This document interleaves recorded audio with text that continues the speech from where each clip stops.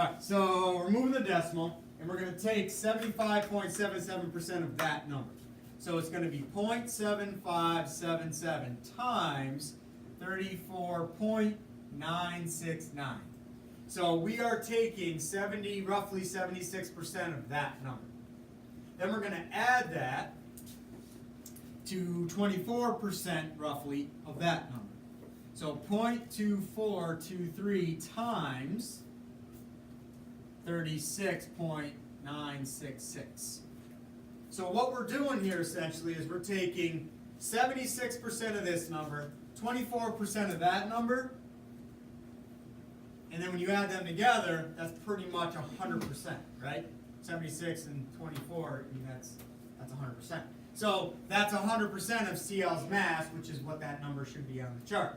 So I know this works out to 34.45, but this is how we show the work. So again, I think in my notes I had, 34.45. Or, I'm sorry, I keep saying that. I don't know why I'm saying that. You're right, 35. 35.45. And again, AMU is a unit. I don't go into detail about where that comes from too much, but basically carbon 12 is kind of a standard, and what scientists said was, all right, let's take the mass of one carbon 12 atom, and that's based all the other masses on that. So that's what atomic mass unit means. It's based on the mass of one carbon 12 atom. You don't really need to worry about that too much, but that's where atomic mass unit comes from. Sometimes you might see AMU. That just means the mass from the chart. Questions? Salem, how are we doing? A little better? Let's do another one. The homework is just more of the same. It's just the best way to do this is repetition, and then you see the process. All right, here we go. One more. This time we'll do good old copper.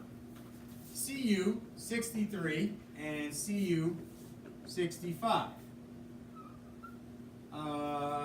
This mass is 62.93 AMU.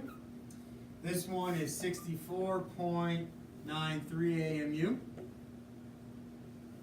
The percent abundance is 69.2%, and this one is 30.8%.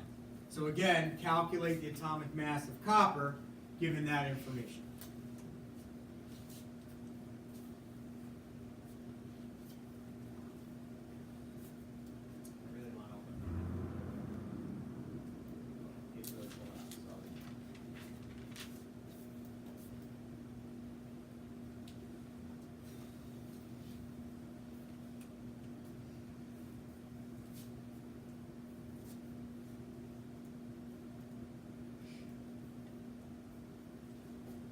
So again, showing the work is the most important part here.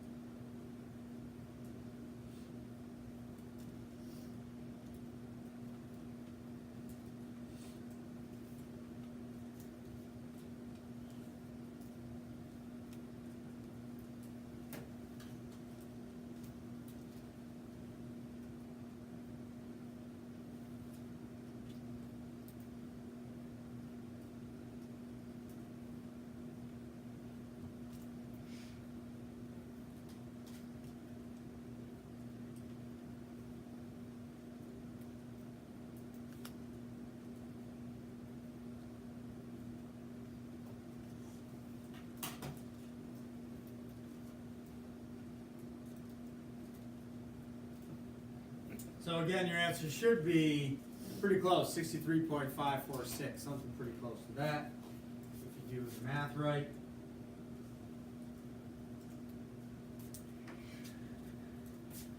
So again, to show the work, you move the decimal, so 0.692 times 62.93, so that's taking 69% of that number, adding it to 0.308 times 64.93. And when we do that, is it close to that number? Yes? What'd you get? 63.55 AMU, which is pretty close to that. Almost exact. Okay.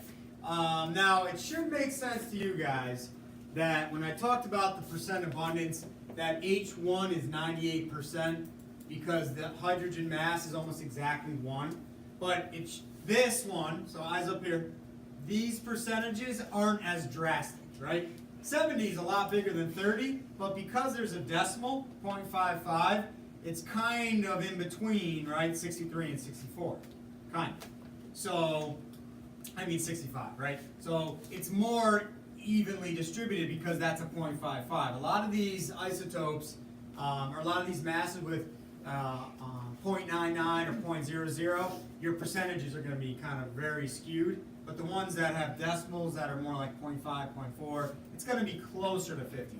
Obviously it's not, but I just wanted to explain that this number is closer to 63 than 65 because that's a bigger percentage, right? Even if you round it up to 64, it's still, you know, it's not as close to 65 because of that. It's 63.55.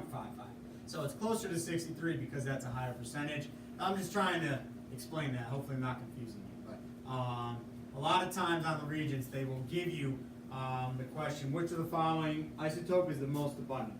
And they'll give you 4 choices. You have to find the element. And again, the one that's the highest percentage is the one that's closest to the mass on the chart. That's how we do that. All right. Okay, we're basically done.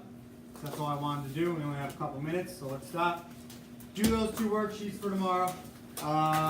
And hopefully, I didn't really have a lot of discussion there with you.